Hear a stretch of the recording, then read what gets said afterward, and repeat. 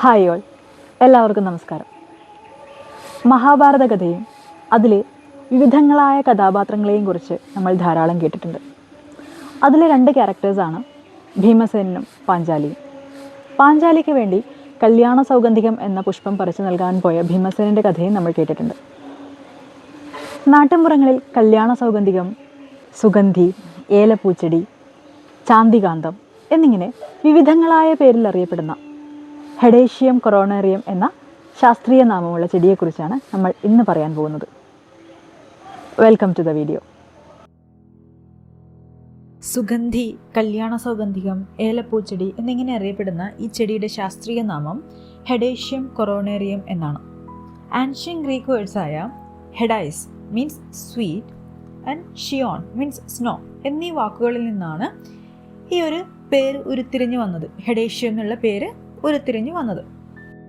ഈ ചെടിയെ സൂചിപ്പിക്കാൻ ഉപയോഗിക്കുന്ന മറ്റൊരു പേരാണ് അല്ലെങ്കിൽ സിനോണിമാണ് ഹെഡേഷ്യയം ക്രൈസോലിയുക്കം ഹുക്ക് എന്നത്.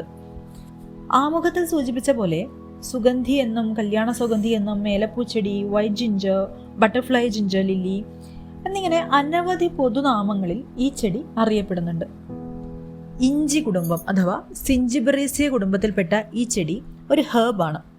സാധാരണ ഇലപൊഴിയും കാടുകളിലും മറ്റുമാണ് ഇവ കാണപ്പെടുന്നത്.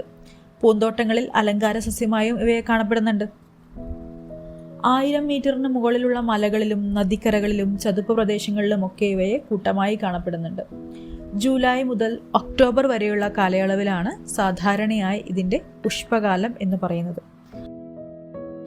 ലോകത്താകമാനം നോക്കുകയാണെങ്കിൽ India, Sri Lanka, Nepal, Myanmar, Malay islands എന്നിവിടങ്ങളിലൊക്കെ കല്യാണ സൗഗന്ധിക ചെടി കണ്ടുവരുന്നുണ്ട്. ക്യൂബയുടെ ദേശീയ പുഷ്പമാണ് ഹെഡേഷ്യയം കൊറോണേറിയം.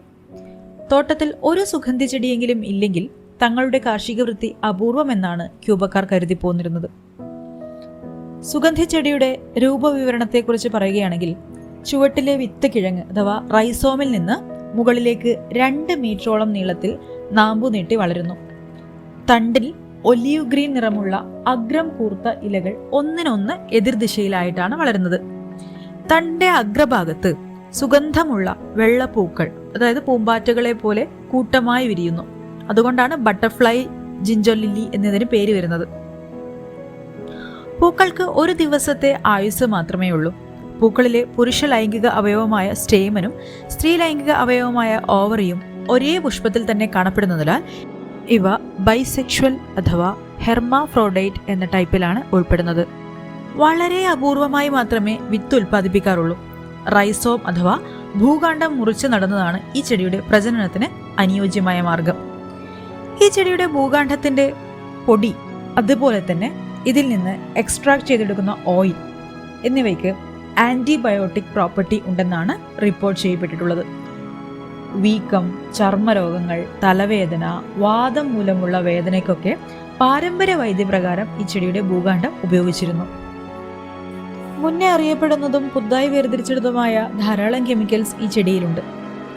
അവയിൽ ചിലതാണ് coronarin D, coronarin D methyl ether, hedyforrestin C, E nerolidol, beta sitosterol, daucosterol, stigmasterol എന്നിവ. ഈ ചെടിയിൽ നിന്ന് 3 പുതിയ ലാബ്ഡേൻ ടൈപ്പ് ഡൈറ്റർപീൻസ് വേർതിരിച്ചെടുത്തിട്ടുണ്ട്. അവയെ കൊറോണാരിൻസ് ജി, കൊറോണാരിൻസ് എച്ച്, കൊറോണാരിൻസ് ഐ എന്നിങ്ങനെയും പേര് നൽകിയിട്ടുണ്ട്. ഇത്രയും കാര്യങ്ങളാണ് കല്യാണ സൗഗന്ധികം എന്ന ചെടിയുടെ പ്രത്യേകതകളായും പ്രാധാന്യങ്ങളായിട്ടും പറയാനുള്ളത്. പുതിയൊരു ചെടിയുടെ പ്രത്യേകതകളുമായി അടുത്ത വീഡിയോയിൽ കാണാം. Bye from Neethu.